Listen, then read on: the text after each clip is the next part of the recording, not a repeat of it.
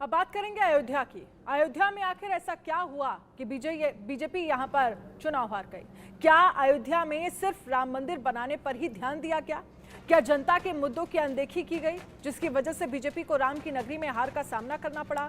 2024 के लोकसभा चुनाव में एसपी के अवधेश प्रसाद ने बीजेपी के लल्लू सिंह को 54,567 वोटों से हरा दिया, लेकिन 2014 और 2019 के चुनावों में स्थिति इसके उलट थी। तो अब सवाल है कि जब अयोध्या में राम मंदिर बन गया, प्राण प्रतिष्ठा हो गई, वर्ल्ड क्लास एयरपोर्ट और रेलवे स्टेशन बन गए, बावजूद इसके आखिर बीजेपी अयोध्या क्यों हार गई? इसी की पड़ताल करने के लिए इंडिया न्यूज ग्राउंड जीरो पर पहुंचा। हमारे संवाददाता अभिषेक ने सुनी अयोध्या की अनसुनी आवाज।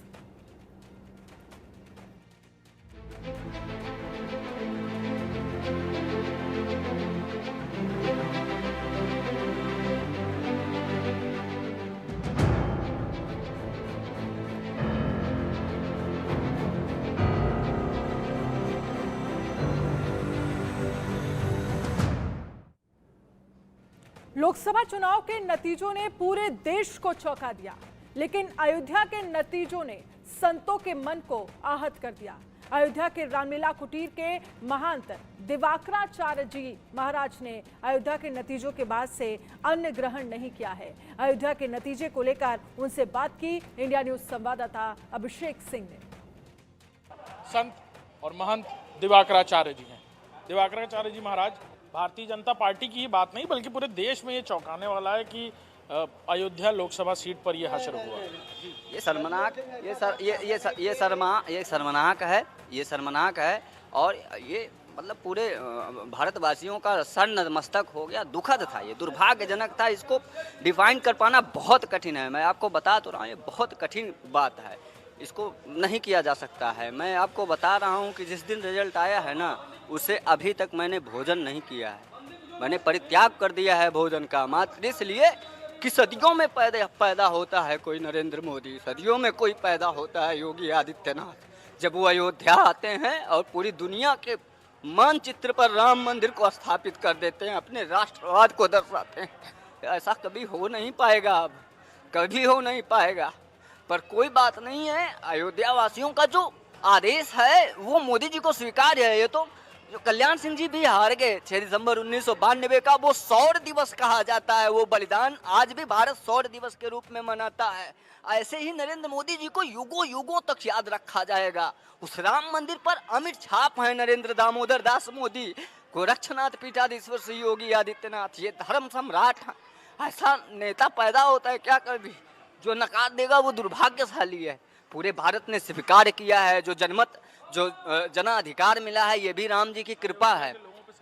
अयोध्या के लोगों पे सवाल नहीं उठ रहा है। किन्हीं चंद मंथराओं की वजह से ना अयोध्या वासियों को आप कटघरे में नहीं खड़ा कर सकते हैं। मैंने बोला ना, ये सब राम जी के रूप हैं। राम जी प्रथम वरीयता इनको देते थे, राम जी के अतिशय प्रिय हैं ये। और ये राम जी की अयोध्या तो ये बैकुंठ से भी अतिशय प्रिय भगवान को है। भगवान ने स्वयं कहा है कि ये मुझे बैकुंठ जाम अज्जनते बिनहि प्रयासा मम समीप नर पावहि बासा। ये वो अयोध्या है। ये अयोध्या में आने वाले जो आस्था आप जन सैलाब देख रहे हैं ना, ये ऐसे अनादि है, ये युगों तक चलता रहेगा। फर्क पड़ा है, लेकिन कुछ निसंदेह फर्क पड़ा है, बहुत बड़ा फर्क पड़ा है। पूरे भारतवर्ष के राम भक्त, पूरे विश्व के राम भक्त, मुझे तो अनेकों फोन कॉल्स आ रहे हैं, इतने दुखी हैं ना, सब रो रहे हैं, फपक पड़ रहे हैं। ये कोई मेरी पीड़ा नहीं है, मैं कैमरे के सामने रोने नहीं आता हूँ, मेरी पीड़ा नहीं है। मैं साधु घर छोड़ के आया हूँ, मुझे क्यों रोना है? मैंने तो अपने जीते जी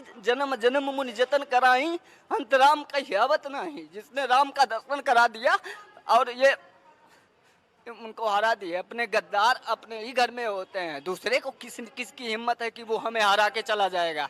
गद्दार तो अपने ही लोग होते हैं, अपने ही साथ में रहने वाले ही धोखा कर देते हैं कभी कभी। बाकी भारतीय जनता पार्टी आज भी दुनिया की सबसे बड़ी पार्टी बन के उभरी है, तो वो भी राम जी की कृपा है। और मैं अपील करता हूँ आदरणीय प्रधानमंत्री नरेंद्र मोदी जी से कि जब आप इस बार तीसरी टर्म में शपथ ग्रहण करें तो आप फिर से अयोध्या में आइए और प्रभु श्री रामलला का आशीर्वाद लीजिए, उसी प्रकार से नतमस्तक होकर, जैसे आपने अनेकों बार आकर आप नतमस्तक होकर जो है दंडवत प्रणाम करते थे, ऐसे जैसे हमारे मुख्यमंत्री जी आते हैं वैसे ही आते रहिए और ये विकास कार्य निरंतर चलना चाहिए। मूंग दर दिया जाएगा उनकी छाती पर जो विकास का रथ रोकना चाहते थे, जो जो मोदी जी के विजन में है, जो पूरे भारत के जन जन का प्रयास है सबके साथ सबके विकास की। सिंह ने एक बयान दे दिया जिसकी वजह से ऐसा हो गया, तो क्या दलित वोट?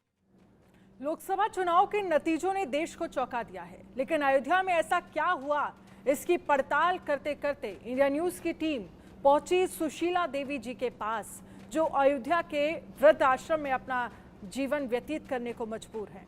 दरअसल अयोध्या के श्री राम अस्पताल रोड पर सुशीला देवी का अपना मकान था, जिसे सड़क चौड़ीकरण के दौरान तोड़ दिया गया। इस पर एक रिपोर्ट देखिए।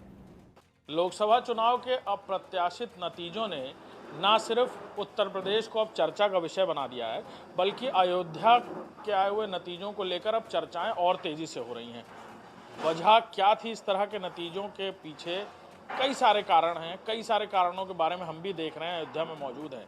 लेकिन एक घटनाक्रम ऐसा भी है जिसके बारे में हम आज बात करेंगे। सुशीला देवी जी, जिनका एक मकान था, वो मकान गिराया गया और फिर उन्हें अपने मकान से सड़क पर रहना पड़ा और फिर अब वो इस वक्त वृद्धाश्रम में हैं। सुशीला देवी जी हमारे साथ मौजूद हैं, उनसे बात करेंगे। माता जी, कहाँ मकान था आपका? भैया सारा कहानी बताई। मकान मिलना ना रहना वृद्धाश्रम में तो कौन फायदा है? बता दीजिए कहाँ था मकान, क्या हुआ? वहीं श्री राम अस्पताल के पास रहा। अच्छा, बगल में। अच्छा, फिर क्या हुआ? अब सब वही हुआ कि लोग साहब लोग आए, पूछन पाछन तो कहीं गिर जाए, हम कहें हमारा भगवान गिर जाए मकान तो हम कहाँ रहा है। कहें आपके लिए व्यवस्था कर दी जाए, और व्यवस्था कोई करे नहीं पाता है सरकार। हम बाहर रहे। अकेले रहती थी वहाँ? नहीं, हम माता पिता रहते रहे और लड़के बच्चे रहते रहे। हमारे भाई बनते भाई रहे, उनके बच्चे सब आवत रहे जात रहे। कुछ अब बाजार में रहते रहे, तो माता पिता चला गए एक संसार से। अब भाई लोग हमारा हैं, भाई 2 चला गए और उनके सब परिवार हैं आपके। तो फिर जब मकान उन्होंने गिराया तब क्या हुआ? कौन अधिकारी आए थे? अब कि हम मकान गिराओ समय हम जल गए ना, इतना पूरा जल गए ना। हम मकान तब गिरा नहीं रहा, हमारे गए अपने घर गए पर जन्मभूमि पर, वहीं तो गिरा गया मकान। भाई लोग भतीजा लोग जानो ये सामान ढोए के ले गए हैं, हम दोनों पैर में जल गए हैं। जल गए थे? कैसे? मकान की वजह से?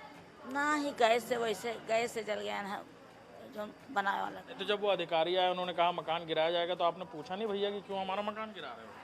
अरे भाई जब सबके गिर रहा मकान तो हम लोग गिरे। सबके गिर रहे थे? तब हमारे खाली थोड़ा बच जाए, सबके गिरा तो उन्होंने कहा था कि आपको रहने की कहीं व्यवस्था करें? हाँ, तो कराए नहीं। कहाँ रुकी रही तब तक?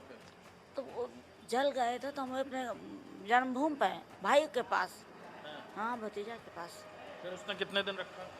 अरे रखा, ज़्यादा दिन रखा। सड़क पे कैसे आ गई यहाँ पर? अरे कुछ ऐसे दुख मन में आ गया तो सड़क पे आ गए। कुछ कह दिया था उसने? कुछ नहीं कह दिया, लेकिन मन की बात है, बहुत बातें मन में आ जाए। सड़क पे कितने दिन रहना पड़ा? अरे सड़क पे तो 1 महीना रहना पड़ा, तब वृद्धाश्रम में आए हैं। 1 महीना सड़क पे अकेले रहती थी? एक रिश्तेदार का दुकान था ना, तो उन्हीं के शटर के वैसे पास में पड़ जाते हैं, ऐसे पड़े रहते हैं। रिश्तेदार के दुकान रहा फल के, उन्हें वही बंद कर लेते हैं, वही बहरे पड़े रहते हैं। घर के लिए घर के, अब हमको कुछ दुख नहीं, हमको घर के लिए दुख है बस कि हम घर में, अब हमारा शरीर कमजोर होता, हम ना छाँट पाता, हम ना खा पाता, ना थरिया मान पाए, मैं लेटरिन बाथरूम हो लगा, मैं तुरंत साफ कर पाता है। अब ये बात है, अपन घर हो चाहे जिससे रहो, ये बात का दुख है। राम जी के मंदिर के लिए सड़क चौड़ी हो रही थी, इसलिए मकान गिराया गया? हाँ, चौड़ी करम में गिरा गया। उसके बाद लोगों ने वोट नहीं किया, बता रहे हैं लोग, इसीलिए नाराजगी में। आप भी नाराज हैं इस बात से कि मकान आपका छीन लिया गया? किससे नाराज है? सरकार से, प्रशासन से? अब सरकार से तो ये दुख है कि भाई मैं और कोशिश करके जैसे आए हैं गिरावे के लिए, और वैसे कोशिश कर दिलवावे के रहा, उनका लिखित देख रहा, लिखित ना जमानी कह दे। हाँ, वहाँ अरे काशीराम कॉलोनी में है, तो वही तो देखें, तो जैसे का देखें जैसे हम अपन एक दिन मोहल्ला की गाड़ी से आए। तो अयोध्या से मतदाताओं की आखिरकार नाराजगी